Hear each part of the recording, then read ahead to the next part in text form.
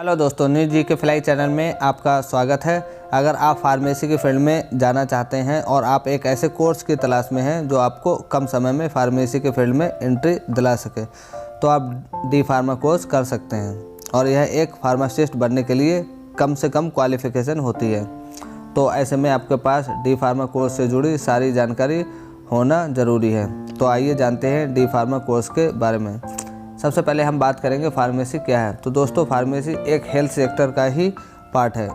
इसका काम होता है दवाइयाँ यानी मेडिसिन बनाना, रिसर्च करना और उन पर रिसर्च करके उन्हें और बेहतर बनाना, जिससे लोगों को ज़्यादा से ज़्यादा फ़ायदा हो सके।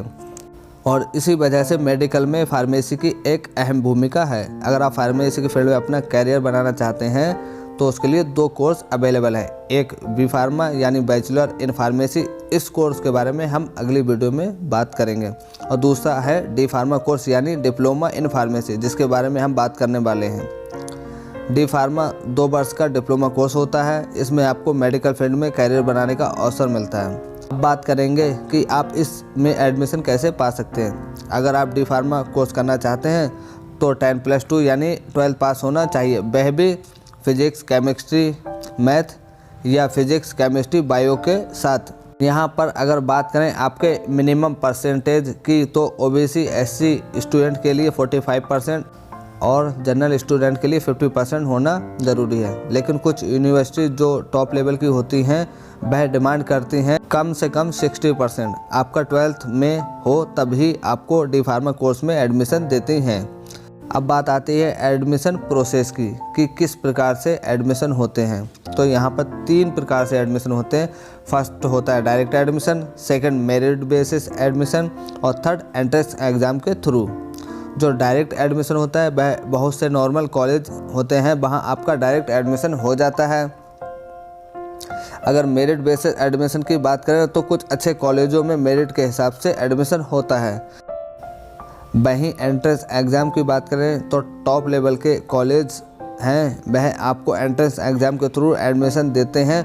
और इसका एंट्रेंस एग्ज़ाम जो होता है वह जीपैट या यूपीएसई, सीपीएमटी, पीएमईटी, एयू, एआईएमईई या जी फार्मेसी, आप इनके थ्रू एग्ज़ाम देने के बाद एडमिशन पा सकते हैं। अब बात करेंगे इस कोर्स के दौरान आपको कितने सब्जेक्ट पढ़ने पड़ते हैं। तो बेसिकली यह 2 वर्ष का कोर्स होता है और फर्स्ट ईयर में आपको 6 सब्जेक्ट दिए जाते हैं और सेकंड ईयर में भी आपके 6 सब्जेक्ट होते हैं। सब्जेक्ट कुछ इस प्रकार हैं, फर्स्ट ईयर में भी 6 सब्जेक्ट हैं और सेकंड ईयर में भी 6 सब्जेक्ट हैं। ज़्यादा कुछ डिफरेंस नहीं है दोनों के सब्जेक्ट्स में। तो इन सब सब्जेक्ट को कवर करने के बाद आपका पूरा कोर्स कंप्लीट हो जाता है। अब बात करेंगे इसकी फ़ीस की। जब आप एडमिशन लोगे तो कितनी फ़ीस पे करनी होगी। अगर आपको गवर्नमेंट कॉलेज मिलते हैं तो आपकी फ़ीस 10 से 20 हज़ार पर ईयर होती है। और अगर प्राइवेट कॉलेज की बात करें तो यहाँ पर आपको 50 से 1 लाख रुपए देना पड़ता है, या इससे भी अधिक आपके कॉलेज के हिसाब से। अब बात करेंगे आपकी जॉब प्रोफाइल की। आप डी फार्मा कोर्स करने के बाद आप फार्मासिस्ट का जॉब कर सकते हैं, साइंटिफिक ऑफिसर बन सकते हैं, क्वालिटी एनालिस्ट बन सकते हैं, प्रोडक्शन एग्जीक्यूटिव बन सकते हैं, मेडिकल रिप्रेजेंटेटिव जिसे हम MR भी कहते हैं, और सबसे खास बात, आप अपना खुद का मेडिकल शॉप भी ओपन कर सकते हैं। और यह सारी अथॉरिटी आपको डी फार्मा कोर्स करने के बाद मिल जाती हैं। अब बात करेंगे आपकी सैलरी की। जब आप प्राइवेट में शुरुआत में ज्वाइनिंग करोगे तो आपको 15 से 25 हज़ार तक सैलरी मिलेगी और आपके एक्सपीरियंस के हिसाब से धीरे धीरे ग्रो होती रहेगी।